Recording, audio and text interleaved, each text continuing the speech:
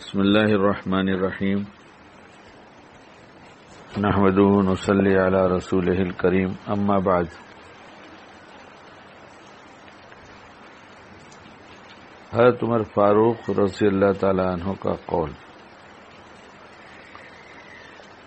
آپ رضی اللہ تعالی عنہ کا ارشاد مبارک ہے کہ صبر اختیار کرو اور یہ بات یاد رکھو کہ صبر کی دو قسمیں ہیں،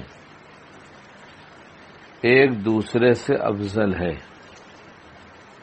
مصیبتوں پر صبر کرنا افضل ہے، اور اس سے زیادہ افضل یہ ہے کہ جو چیزیں اللہ تعالی نے حرام کی ہیں ان پر صبر کیا جائے۔ جان لو کہ صبر ایمان کا خلاصہ ہے، اور وہ اس طرح کے تقوی افضل ترین نیکی ہے، اور تقوی صبر سے ہے۔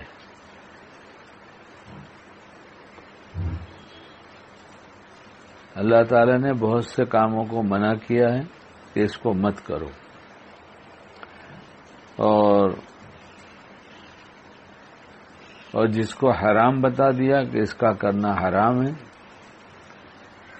تو وہ حرام کا موقع جب آئے گا تو نفس شیطان کوشش کرے گا کہ یہ کرے،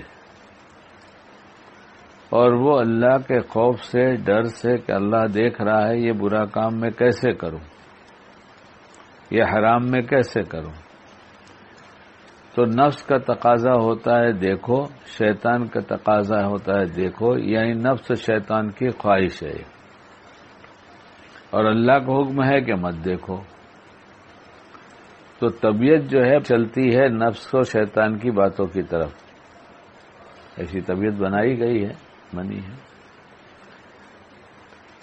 لیکن یہ سوچتا ہے میں ایمان والا ہوں، میں کیسے یہ کام کروں، یہ غلط کام کیسے کروں، میرا اللہ تو دیکھ رہا ہے۔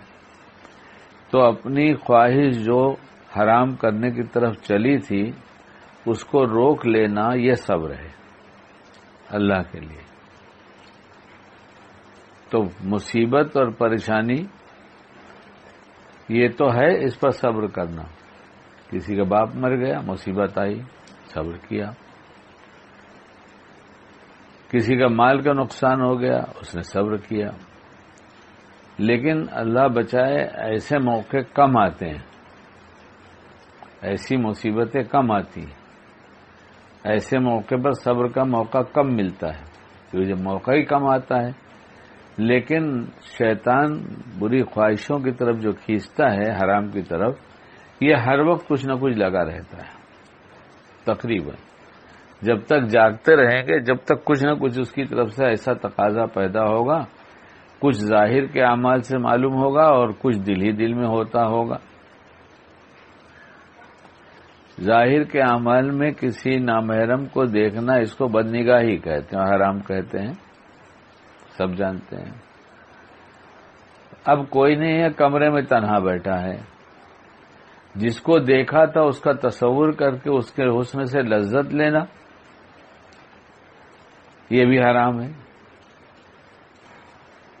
اب دیکھا تو تھا، یہاں دیکھ نہیں رہا ہے لیکن تنہائی میں ہے، تو اس لیے نفس شیطان ہر وقت کہیں نہ کہیں کسی نہ کسی طرح سے حرام کرانا چاہتے ہیں، اور اللہ چاہتا ہے یہ حرام نہ کرے، اپنی خواہش پر صبر کرے، اور صبر کرے گا تو پھر اسے اللہ مل جائے گا، اور اسی کا نام تقوی ہے، یعنی گناہ چھوڑ دیا تو متقی ہو گیا۔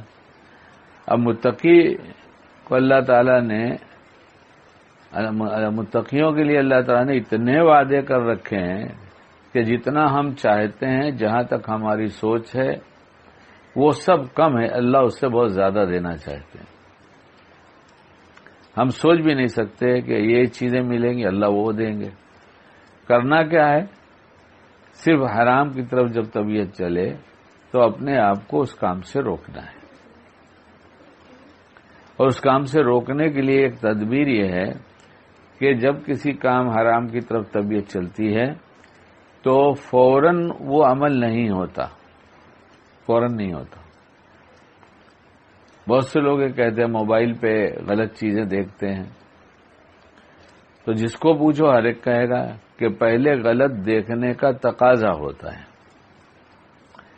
پھر موبائل ہاتھ میں لیا جاتا ہے، پھر اس پروگرام جو غلط ہے تو اس کا بٹن دبائیں گے، نمبر ڈائل کریں گے، بٹن دبائیں گے یا زبان سے بولیں گے، لکھ کر دیں گے، تو یہ گوگل ہم کو لا کے وہ دکھا دے گا یہ ہے وہ جو تم چاہ رہے ہو۔ تو چاہنے کے بعد ایک دم سے عمل نہیں ہوا، چاہت ہوئی، پھر موبائل اٹھایا گیا، پھر اس میں گوگل میں گئے اور پھر اس میں اپنی چاہت کا اظہار کیا لکھ کر یا زبان سے، پھر وہ غلط چیز سامنے آئی، تو یہ اچھا خاصا وقفہ ہو گیا نا۔ تو یہی وقفے کو استعمال کر لیں اپنے آپ کو بچانے میں۔ اعوذ باللہ من الشیطان الرجیم بار بار پڑھ لیں اور پھر اللہ کو اپنی زبانیں پکاریں کہ اللہ پاک آپ کے سوا کوئی نہیں بچا سکتا، میں آپ کی پناہ میں آتا ہوں، میں آپ کی پناہ میں آتا ہوں، آپ مجھ کو بچا لیجیے۔ اگر اتنا سا عمل کر لیا جائے تو انشاءاللہ حفاظت ہو جائے گی، اور جگہ بدل دیا جائے کہ جس جگہ پر بیٹھ کر یہ جذبات بنتے ہیں وہ جگہ بھی برے جذبات کے بنانے کے لیے وہاں شیطان ایسا پھونک دیتا ہے، ایسا کام کر دیتا ہے کہ وہ جگہ بھی متاثر ہو جاتی ہے۔ اب وہ جگہ بدلنے سے وہ تاثر بھی کم ہو جاتا ہے، جو تقاضا زیادہ تھا وہ کم ہو جاتا ہے۔ کہتے نا غصہ آئے تو وضو بنا لو، تو وضو بنانے کے لیے جہاں آیا وہیں بیٹھے بیٹھے تو بنائے گا، نہیں تو جائے گا جہاں وضو خانہ ہے وہاں پر، تو جگہ بدل دیا۔ نماز پڑھنے لگو، چپ ہو جاؤ، وہاں سے ہٹ جاؤ، یہ سب تو غصے سے بچنے کے لیے بتایا جاتا ہے۔ تو جہاں تقاضا ہو وہاں سے ہٹ جاؤ اور بلاؤ کہ اللہ پاک بچائیے، اللہ پاک بچائیے، اللہ پاک بچائیے، تو اللہ تعالیٰ بچا لیں گے۔ اور اس بچ جانے کا مطلب یہ کہ ہم نے اپنے گناہوں پر صبر کیا اور اللہ نے ہم کو بچا لیا۔ تو خالی اللہ نے بچا نہیں لیا بلکہ اللہ نے اپنے تعلق میں اضافہ بھی کر دیا۔ اضافہ بھی ہے کہ ہم نے اللہ کو پکارا تو اللہ نے میری مدد کیا، تو جو مدد کرتا ہے اس سے تعلق میں اضافہ ہو جاتا ہے۔ جو بھی مدد کرے کسی وقت میں کسی کو ضرورت ہے، کسی نے کہا بھائی آپ سے مدد چاہتا ہوں، کیا چاہیے، کیا یہ چاہیے، کیا کر لو، لے لو میرے سے۔ تو جو مدد کرتا ہے اس سے محبت بھی بڑھ جاتی ہے، تعلق بھی بڑھ جاتا ہے، اور اللہ پاک کو بھی اچھا لگتا ہے کہ میرے بندے کو شیطان نے اپنی طرف کھینچا تھا حرام کی طرف، مگر میرا بندہ میرے ڈر سے کہ اللہ پاک تو جانتے ہی ہیں اس غلط کام سے بچ گیا، تو اللہ پاک بھی خوش ہو جاتا ہے۔ اس طرح سے صبر آ جاتا ہے، صبر سے تقوی آ جاتا ہے، پھر اللہ مل جاتا ہے، پھر اس کے بعد یہ ہو جاتا ہے کہ ہماری جتنی چاہتے ہیں وہ سب سے زیادہ اللہ دے دیتا ہے۔ اللہ ہم سب کو عمل کی توفیق دے اور ہر حرام سے بچنے کی توفیق دے، اور جن جو باتیں کہی گئی کام کی ہو تو اللہ اسے عام بھی کرنے کی توفیق دے۔